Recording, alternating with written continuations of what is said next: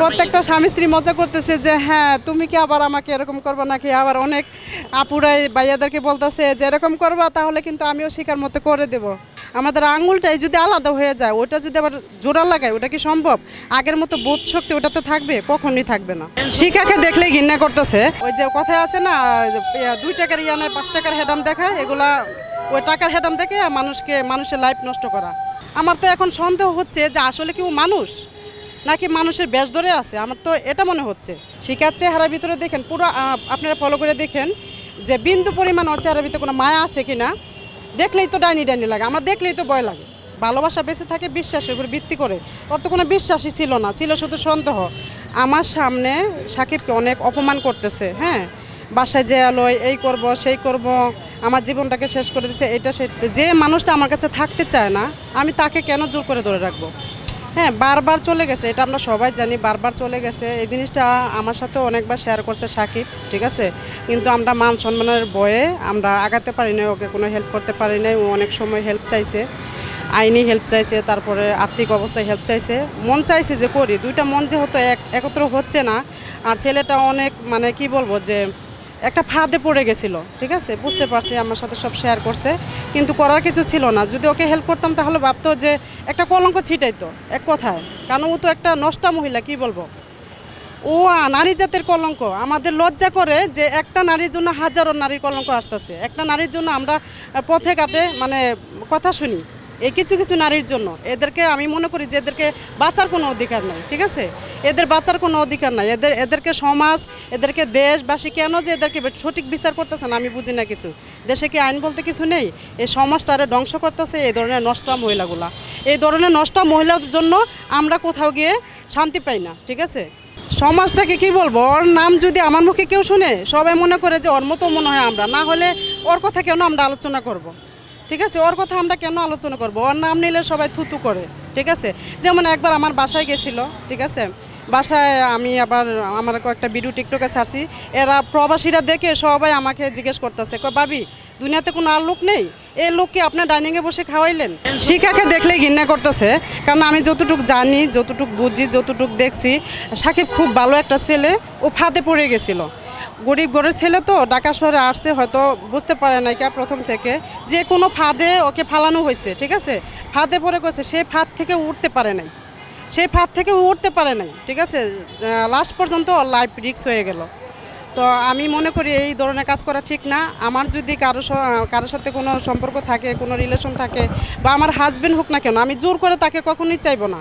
আমি মনে করব যে আমি তাকে ভালোবাসি, সে যত দূরেই থাক না কেন সে যেন ভালো থাকে, সে যেন সুখে থাকে, এটা হচ্ছে প্রকৃত ভালোবাসা। ভালোবাসা এটা না যে আমি তাকে জোর করে ধরে রাখবো, পুলিশ নিয়ে গিয়ে ওকে ধরে আনবো, ওকে জেল খাটাবো, আবার ওর টাকা পয়সা নেই, জেল থেকে ছুটাতে পারবে না, আমি তাকে আবার যে কোনো শর্ত দিয়ে টাকা পয়সা দিয়ে ওকে লোভ দেখিয়ে আবার ছুটিয়ে আনবো। তো এগুলো ভালো না, এগুলাকে ভালোবাসা বলে না, ঠিক আছে, এগুলাকে বলে নষ্টামি। ওই যে কথায় আছে না, 2 টাকার ইয়া নেয় 5 টাকার হেডাম দেখায়, এগুলা ওই টাকার হেডাম দেখে মানুষের লাইফ নষ্ট করা। আমি একটা কথা বলবো, যে লোকটা আমার সন্তান, গর্ভধারিণী সন্তানের সাথে এরকম একটা কাজ করছে, তার সাথে কিভাবে আমি আবার কথা বলি, তাকে নিয়ে সংসার করি, তার সাথে একসাথে থাকি, একসাথে ঘুমাই, এটা কিভাবে পসিবল? এটা তো কোনো মানুষের দ্বারাই পসিবল না। আমার তো এখন সন্দেহ হচ্ছে যে আসলে কি ও মানুষ নাকি মানুষের বেশ ধরে আছে, আমার তো এটা মনে হচ্ছে। আমার সন্তানের সাথে যদি একটা অবৈধ কাজ করে, সেই লোকটার সাথে আমি আবার কিভাবে আমি স্বামী স্ত্রীর সম্পর্কে রাখবো? আমি তাকে কখনোই না। এটা হচ্ছে একটা মিথ্যা কথা, ঠিক আছে, মিথ্যা কথা বলে ওকে ব্ল্যাকমেল করে ওর কাছে ধরে রাখা। সাকিব চলে গেছিল, অন্য জায়গায় গিয়ে বিয়ে করছে, সংসার করতেছে, সেখানে গিয়ে পুলিশ দিয়ে আবার দৌড়াই না, আবার এই ধরনের কাহিনী, এটা একদমই মিথ্যা কথা, এটা একদমই বানোয়াট কথা।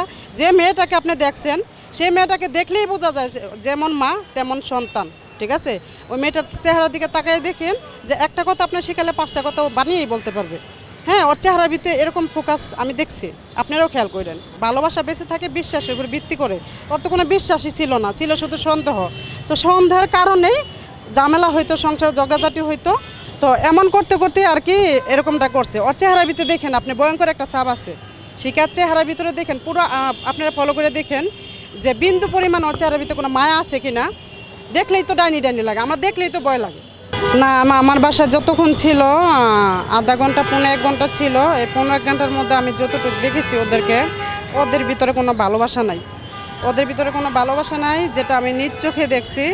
আমার সামনে সাকিবকে অনেক অপমান করতেছে। হ্যাঁ, বাসায় যে আলো এই করব সেই করব, আমার জীবনটাকে শেষ করে দিচ্ছে, এটা সেটা। আমার কথা হচ্ছে, আমি যদি এক জায়গায় যাই, হ্যাঁ, আমার হাজব্যান্ডকে নিয়ে, আমার হাজব্যান্ড যদি হাজার অন্যায় করে, আমি তাকে বাসায় নিয়ে শাসন করব। আমি তাকে মানুষের সামনে অপমান করব না, বাসায় নিয়ে তাকে বুঝাবো, বাসায় নিয়ে বলবো। তো আমি দেখলাম যে আমার বাবা ছিল, মা ছিল, আমার ভাইরা ছিল, ওদের সামনে মানে এরকম রিয়াক্ট করতেছে। ও এক কথা লজ্জা পাইতেছে। সাকিব পারে না ওই জায়গায় যে কান্না করে দেয়, মানে নিচের দিকে মাথা দিয়ে রাখছে, উপর দিকে উঠাইতেছে না, লজ্জায়। ঠিক আছে, তো আমি ওই টাইমে দেখলাম যে না, আসলে ওরা হ্যাপি না, ওরা হ্যাপি না, ওরা একদমই অসুখী। ওদের মতো কোনো মিল মোহাম্মদ ভালোবাসা বলতে আমি কিছু দেখি না। শোনেন ভাইয়া, যে কোনো কেউ যদি একটা বিপদে পড়ে তখন বাঁচার জন্য অনেক কথাই বলে। এখন তার তো বাঁচতে হবে।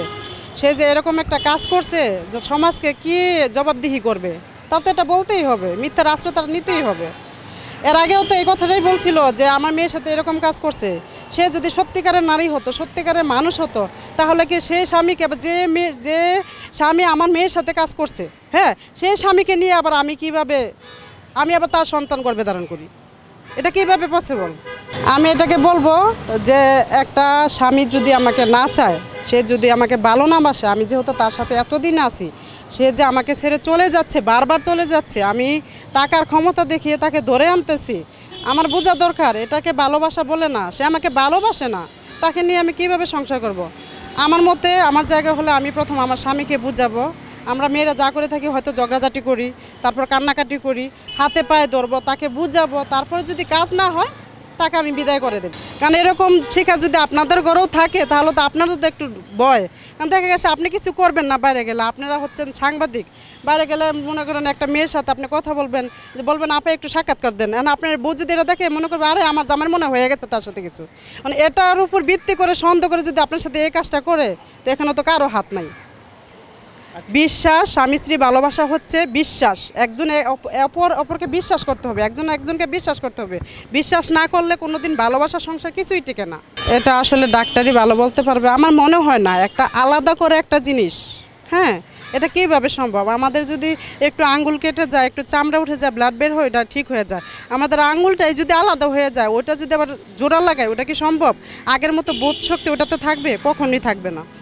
আর ওর জন্য দুঃখ হয় যে ওর বেঁচে থেকেও এখন মরার মতো, ওর জীবনের কোনো মূল্য নেই, ওর লাইফের কোনো মূল্য নেই। ও যখন সুস্থ হবে তখন ওর একটাই কথা মনে হবে, আমি কেন বেঁচে আছি। ওর একদিন এমন হলো যে ওর অনেক টাকা পয়সা হলো, বাড়ি গাড়ি হলো, কিন্তু বংশ বিস্তার করতে পারবে না, কাউকে ভালোবাসতে পারবে না, বিয়ে করতে পারবে না। তো ওর তো বেঁচে থাকার কোনো মানেই হয় না, ও তো বেঁচে থেকেও মরে গেল। এখন এটা একদমই উচিত হয় না। আমি প্রথমেই তো বললাম যে এই কাজটা করা একদমই উচিত হয় না, কারণ সে আমাকে ভালোবাসে না, তাকে কেন আমি জোর করে রাখতে চাইবো? সে ভালো না, সে খারাপ, সে আমাকে টর্চার করতেছে, সে আমাকে মারতেছে, যেহেতু তার ওখানে আমাকে বুঝে নিতে হবে, সে আমাকে চায় না।